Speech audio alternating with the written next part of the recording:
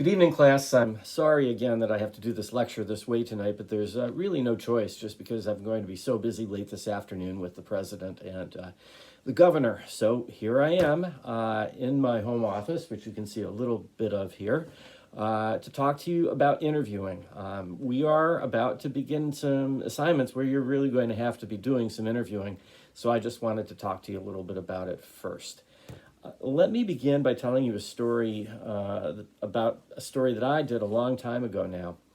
And it was about a charity based here in Washington called the Chiefs of Police National Drug Task Force. Why did I do this series on this Washington-based group? Well, this group was trying to buy a water theme park in Niagara Falls, New York, near Buffalo, which struck me as a very strange thing. First of all, that there would be a water park in a very cold city like Niagara Falls. And second of all, that some charity was trying to buy it. And they were trying to get government financing to buy it. So I did a little digging, and basically what I found out was that this charity was in lots of trouble in lots of ways, had a lot of financial problems. It had had this telethon that didn't really raise any money and ended up costing them money, and they were looking for that financing to use part of it to pay off their debts. So it was a pretty crazy story. And so, of course, I had to go interview the guy who was the head of the charity, right? It was this guy named Randy Anderson, who was actually the son of a very famous investigative reporter at the time named Jack Anderson. So I go and sit down and start talking with Mr. Anderson about this and telling him what I know, and he started crying. Yeah, crying. You know, grown man, runs a charity. He's crying as I'm interviewing him.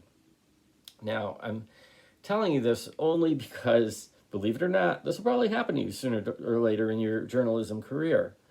You have to cope with it. And the other serious point of this is that it was my previous digging that made that interview so important, that made that moment happen. So always, preparation is very, very key to doing an interview. In fact, it's the most important thing beforehand. All right? So let me tell you a little bit about how you prepare for an interview to start. As you outline and imagine your story, you first have to determine who you need to talk to, right? It sounds obvious, but you don't want to waste time talking to the wrong people. And so, you talk to the right people. And who are the critical actors? Who are the stars of the show? Who could provide both sides of the story? Who can give you critical facts? All of these factors are very, very important. Now, what is the ideal thing that you need from the subject in order to make the story great? You need to think about that too. And once you determine all of those factors, you need to do some homework about the people that you're going to be interviewing. So here's how you background your interview subjects. You should research their biography and their background. If you see, for example, or if you're going to do a feature story on them in particular, where was he or she born and raised? What was their career like, etc. What other major stories have been written about this person? Read them. What kind of an internet footprint does this person have? Does this person have a LinkedIn profile that you might want to look at? Are there serious issues that this person has confronted or will confront? You should look at that. If the person is part of an institution, like, for example, tonight, you're going to be very interested in the new president of the University of Maryland, right? So you're going to want to know a little bit about the major issues facing University of Maryland College Park. All right. Now, here's how you structure your interview. You have a series of questions, right? You have them ready before you go to the interview. You really should not, and almost never, have a circumstance where you would share that list with the interview subject beforehand. Your list should really be longer than what you need, but you don't have to use it all. What you really should try to do is organize your questions by topic and give them kind of a coherent order. You don't jump around. You don't, start off by talking about someone's childhood and then go straight to their career and then go back to their education or anything like that. It should be progressive, more in a chronological flow if you're going to be talking to someone about, the personal side of their story, for example. If it's different, though, if it's kind of an issue-oriented story, And particularly if it's got kind of a harder edge to it, you really want to order your questions so that you ask the easy questions first and the more difficult questions towards the end. All right. Other middling questions would go towards the middle, but that's how you would order it. Easy questions first, tougher questions as we go along. Now, as for the interview itself, the first thing to think about is actually how you dress, believe it or not. And you should really dress to fit the circumstance. I'm going to the White House today, so here I am, dressed for the White House. I'll put my suit coat on after I'm done talking to you. When you get there, you greet the subject warmly but professionally. You engage in a little small talk as you're sitting down. And you should also ask at that point how much time the person has, because you're going to have to quite possibly fit your interview into a certain amount of time, and you have to adjust along the way and make sure you are able to ask all the most important questions. All right. Again, you start with those easy, comfortable questions to get the person talking, and the more the person talks, hopefully, the more comfortable that person is going to get. Try to avoid yes or no questions. Why? Because yes or no questions elicit yes or no answers that are of almost no use when it comes to quotes, right?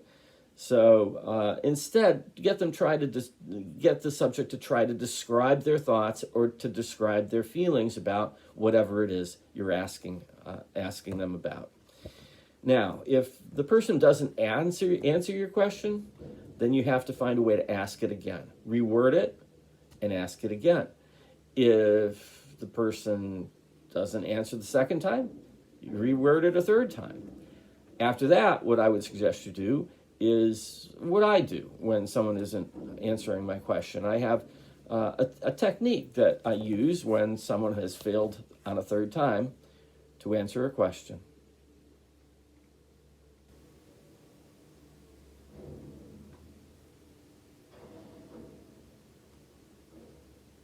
That's my technique, stony silence. You would be shocked at how often it is you can get someone talking just by making them uncomfortable, just by saying nothing. So that's a very well-known reporter's trick that you do want to use if you're doing an interview and the person is dodging the question. Just sit there, see what they do, all right? You can also challenge the person. If the person is telling you something that you know flatly to be untrue or have some evidence against, pull out that evidence and challenge them on what they're saying and try to get them to go in more detail or amend what they're saying to get closer to the truth. You should go with the flow of the interview. You don't necessarily have to stick with your list of questions in the order that you ordered them. If the interview goes in another direction, you can go in that direction if you feel like that's best. You need to listen carefully and zero in on your subject. Even if you're recording, you should be taking notes, and maybe your notes include other questions, follow-up questions that you will need to ask. All right? Keep the interview focused. If the person goes on long soliloquies, just keeps on talking and talking and talking and distracting you from really what you need to talk about, then you have to interrupt. It's never polite to interrupt, but you have to. You've got to set the interview back on track and start asking questions again. Now, towards the end, should be thinking about everything you've gotten. Have you gotten every bit of information that you need? And once you have it, you should pretty much stop, right? Because you're done. Then what you need to do is make sure you get the person's name and title. Make sure you get the correct spelling, get it on tape, get it on in your notebook. And I always end interviews, major interviews, with two last questions.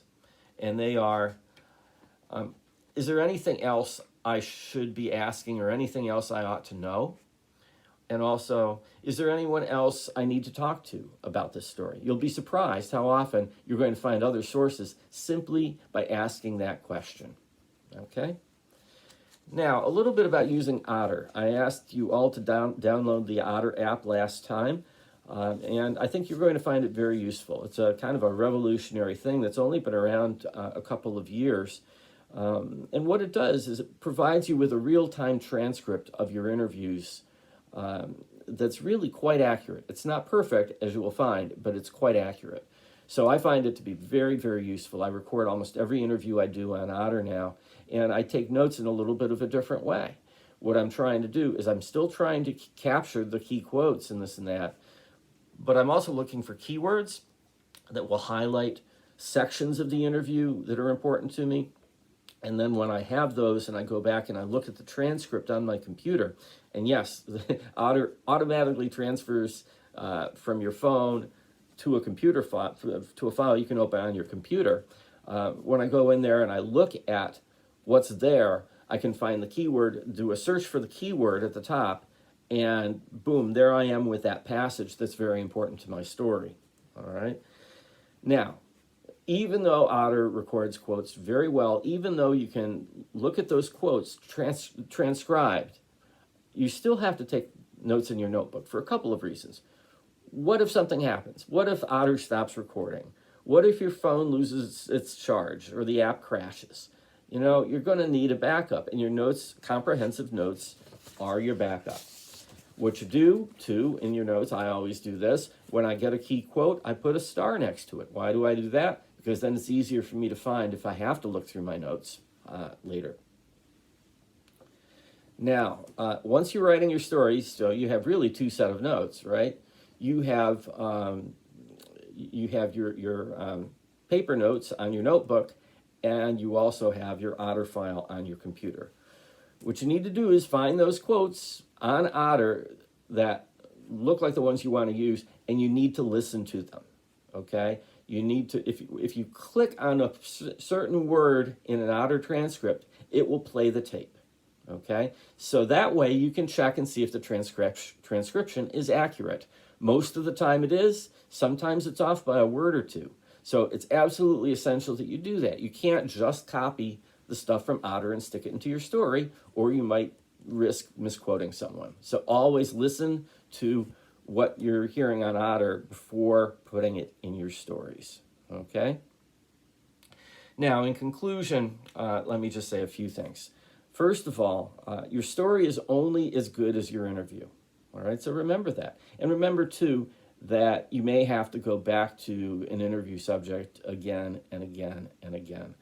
So, for example, in my first story from Burma, and I'll be talking about this in a few weeks, I had to go back to the main interview subject 8 times. I interviewed him 8 times.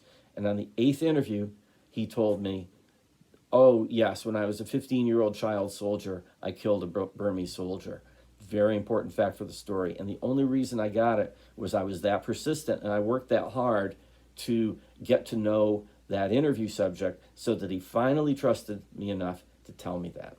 So anyway, I will leave you with that. The details of your in-class assignment will be on the email that accompanies this video.